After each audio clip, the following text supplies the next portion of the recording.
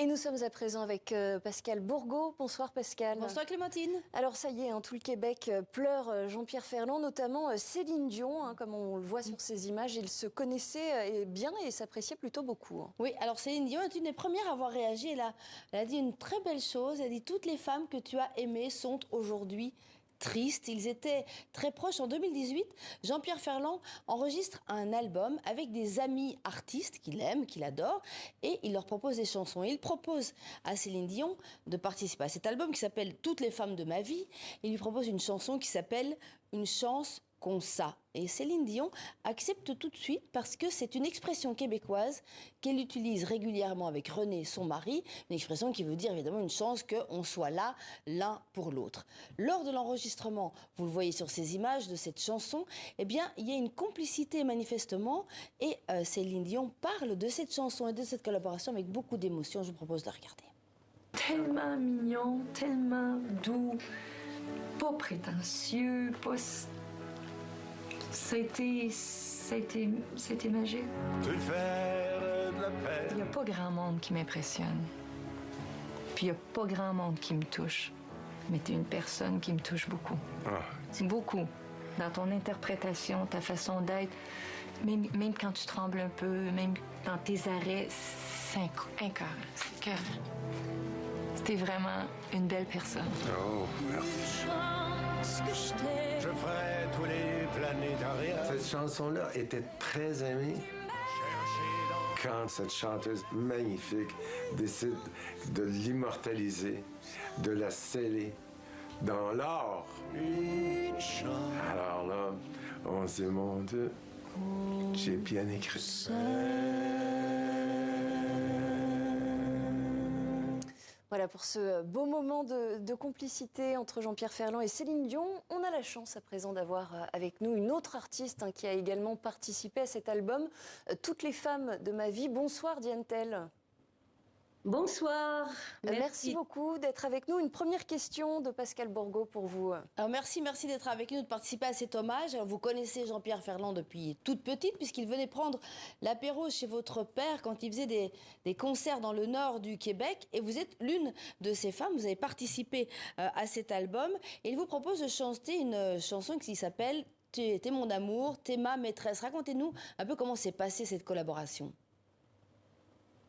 Alors, contrairement à Céline, moi, je n'ai pas pu chanter avec Jean-Pierre dans la même pièce, donc ça s'est fait à distance.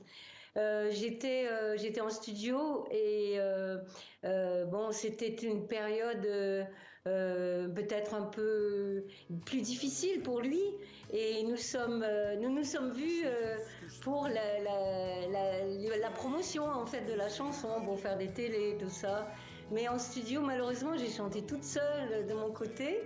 Et c'était très émouvant parce que la version originale a été créée par Ginette Renaud, qui est une extraordinaire chanteuse québécoise, la plus populaire au Québec. Donc nous avons un auteur-compositeur extrêmement populaire et moi j'arrive avec ma petite voix derrière et c'était pas évident et ça lui a plu. Bon, j'ai fait à ma façon. Alors juste un petit peu avant, en 2016, il crée un autre album qui s'appelle Chansons jalouses. Et là, c'est pas une collaboration, c'est carrément une reprise. Il vous demande de reprendre votre chanson « Si j'étais un homme » et de la transformer en « Si j'étais ton homme ». Alors au-delà de cette image de chanteur de charme, un peu dragueur, quel homme était-il avec ses amis artistes et avec les femmes en général? Alors il était évidemment... toujours un grand amoureux, je pense. Et j'ai l'impression qu'il aimait beaucoup les femmes et les femmes qu'il a choisies pour son album Les femmes de ma vie. C'en était qu'une petite partie, je pense. Et ça m'a énormément touchée qu'il me demande d'enregistrer cette chanson parce que d'abord c'est la seule chanson féminine puisque toutes les autres sont des chansons écrites par des garçons et puis c'est pas évident pour un homme quand même de chanter Si j'étais ton homme. Alors je l'ai eu au téléphone et parce qu'il voulait changer un mot. Et il voulait mon autorisation et je dis mais qu'est-ce que tu veux changer? Bien sûr, tu peux changer tout ce que tu veux. Il me dit j'aimerais chanter si j'étais ton homme. Et là on reconnaît vraiment l'artiste, l'auteur, parce que en changeant juste un article, la chanson se transforme complètement. Elle est d'un romantisme incroyable puisque c'est lui qui dit en gros, viens avec moi et je ferai tout ça pour toi, je te rendrai heureux. Et je pense que Julie-Anne, sa chérie les dernières années, Djentel, on va terminer en musique dans un instant, mais un dernier mot, on l'a vu, il y a déjà beaucoup d'hommages au Québec. Quel est, vous, en quelques mots, l'hommage que vous souhaitez rendre aujourd'hui à Jean-Pierre Ferland?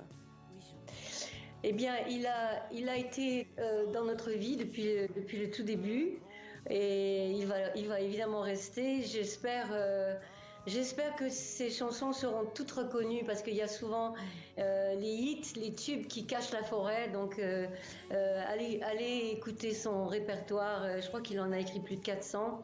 Et j'espère que les jeunes vont reprendre ces chansons aussi.